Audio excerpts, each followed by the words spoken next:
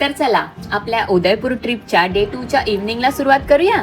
दुपारचं लंच झाल्यानंतर आम्ही सगळ्यांनी सिटी पॅलेसमध्ये आमचे कपडे चेंज केले आणि जगमंदिर पॅलेसला जाण्यासाठी रेडी झालो।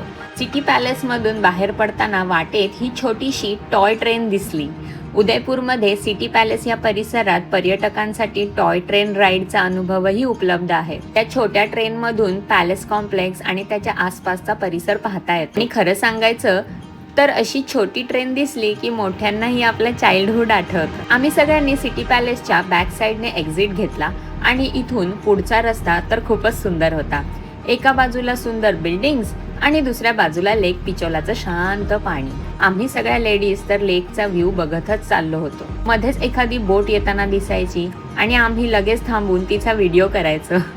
उदयपूरला सिटी ऑफ लेक्स का म्हणतात हे अशा मोमेंट्स मध्ये अगदी जाणवतं। आणि फायनली आता आमची बोट आली। आजूबाजूला पाणी, समोर पॅलेस आणि मागे उदयपूरचे सुंदर व्ह्यूज। खरं सांगायचं तर हा पूर्ण व्ह्यू इतका मेस्मरायझिंग होता की कॅमेरामध्ये कितीही शूट केलं तरी मन भरत नव्हतं। आणि आता आम्ही पोहोचलो आहोत या सुंदर जगमंदिर पॅलेसमध्ये। जगमंदिर पॅलेसला लेक गार्डन पॅलेस असंही म्हटलं जातं। हा लेक पिचोला मधल्या एका बेटावर असलेला ऐतिहासिक पॅलेस आहे। त्या पॅलेसच्या बांधकामाची सुरुवात महाराणा अमर सिंग यांनी केली। त्यानंतर महाराणा करण सिंग यांनी त्यात भर घातली आणि महाराणा जगत सिंग यांच्या काळात त्याचं काम पूर्ण झालं। त्यांच्याच नावावर जगमंदिर किंवा जगत मंदिर हे नाव मिळालं। हा पॅलेस पूर्वी रॉयल फॅमिलींसाठी समर रिट्रीट आणि सेलिब्रेशनसाठी वापरला जायचा।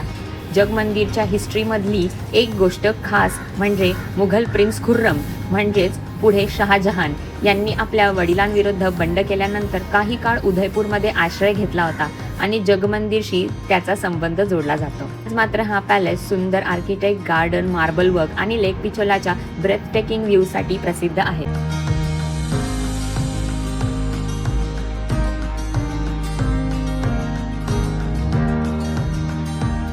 आता पॅलेसमध्ये आल्यानंतर आमचं मुख्य काम काय? फोटोज आणि व्हिडिओज।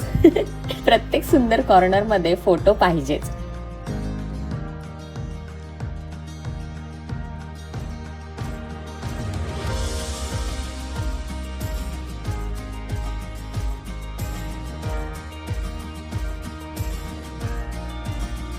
लेक पिचोलाच्या आसपासचे गणगौर घाट, अमराई घाट आणि लाल घाट हे उदयपूरमधले प्रसिद्ध लेकफ्रंट घाट आहेत।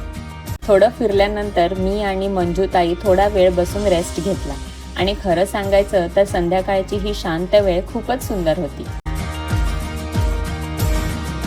अशा सुंदर संध्याकाळची मजा घेतल्यानंतर आता आमची परतीची वेळ झाली। पुन्हा बोटमध्ये आम्ही सिटी पॅलेसच्या साईडला आलो आणि तिथून पुढे आम्ही एका हँडक्राफ्टेड आर्ट शॉपमध्ये गेलो।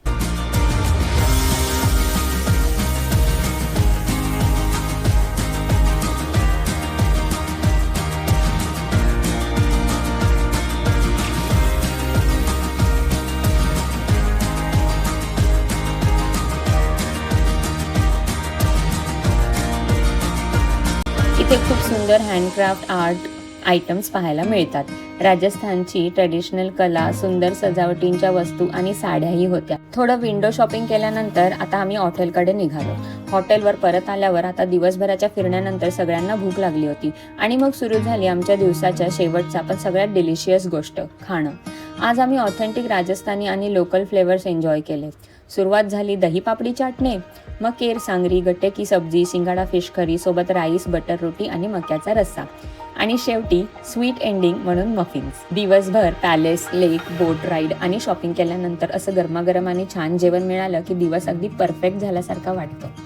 खरंच हा दिवस खूप सुंदर आठवणी देऊन गेला। अजून एक नवीन डेस्टिनेशन आणि नवीन मेमरीज सोबत। तोपर्यंत व्लॉग आवडला असेल तर लाईक करा, चॅनलला सबस्क्राईब करा आणि भेटूया पुढच्या व्लॉगमध्ये। See you in day 3। Bye bye.